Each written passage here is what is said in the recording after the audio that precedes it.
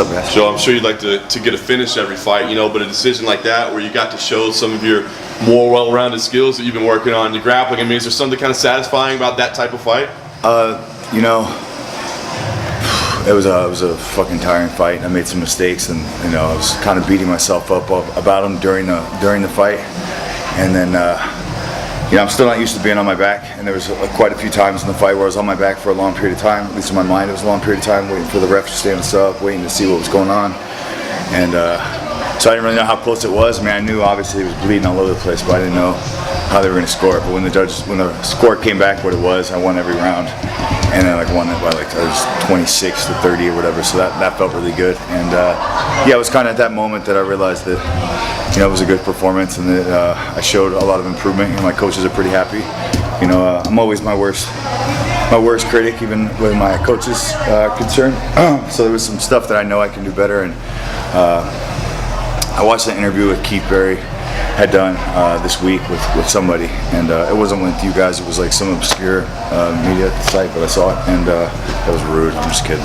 But he said something along the lines of, I think Joe's like on his way out toward the end of Joe's career, and this is his opportunity to snatch this spotlight or some shit like that. And I just think, man, what a dumb thing to say. I think I'm in a growing phase of my career right now, and I'm doing a new sport. And I think that you guys told me, I feel like I'm improving a lot, and yeah, I think it's pretty undeniable that I'm going to be a force to be reckoned with here real soon. I mean, a sweep from Mount in the third round. I mean, is that something you take pride in, pulling something like that off? It's funny. I was doing that in practice, and Cowboy, actually, we got like an argument about it, and Jafari Veneer and I were just talking about it in the back right now. And Cowboy's like, that'll never work, don't do that, you gotta push the knee down, you gotta do whatever. And in that same practice, I hit Cowboy with it, and it was like, yeah, whatever, but it'll never happen in a fight. So, Cowboy, I know that was like half-assed enough thing to do, but it worked again. How close did you think you were? And I grunted like a motherfucker when I did it too. I was like, to get it, but yeah, it worked.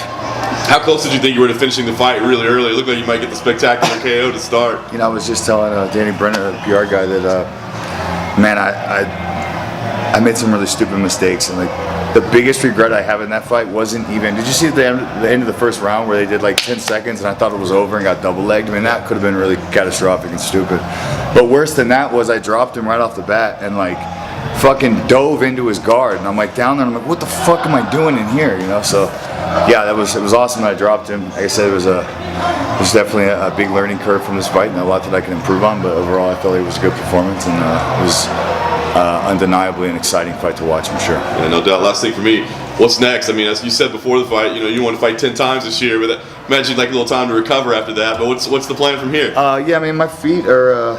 And as long as I've been kickboxing, it still seems like every time I win, even winning a fight, I'm limping to my hotel room afterwards. So, yeah, as soon as my feet are better, I'd like to fight again. I think that I'm showing a lot of improvement and a lot of growth. I hope that Scott Coker and everybody at Bellator is happy with that performance. And the more often you put me in there, the quicker I'm going to learn. So yeah, I would like to get in there as soon as possible. They have a lot of fights coming up this year, and I know there's a lot of fights that will be exciting matchups for me. And now it's like, you don't have to give me a ground guy, you don't have to give me a wrestler. Like, I want to fight everybody. So yeah, so the sooner the better. I just want to get back in there again. I don't get paid to sit at home and train. Were you ever frustrated when you be on your back and having to fight off your back? I think that, yeah, I mean, I guess I was frustrated a little, but not nearly as much as I used to be. I used to be like, oh, fuck, what do I do? And I was like, I knew what I was supposed to be doing. I was listening to my coaches, and I was just waiting for that opportunity to do the moves that I was supposed to be doing. And I felt a level of calmness that I've never felt before when I was in those bad positions. And like I said, I think that's just growth, and overall, I'm pretty happy with it. I think my cardio could be a little better, but it's good. Cool. Thanks, guys. Thanks, sir. Awesome. Thanks, guys.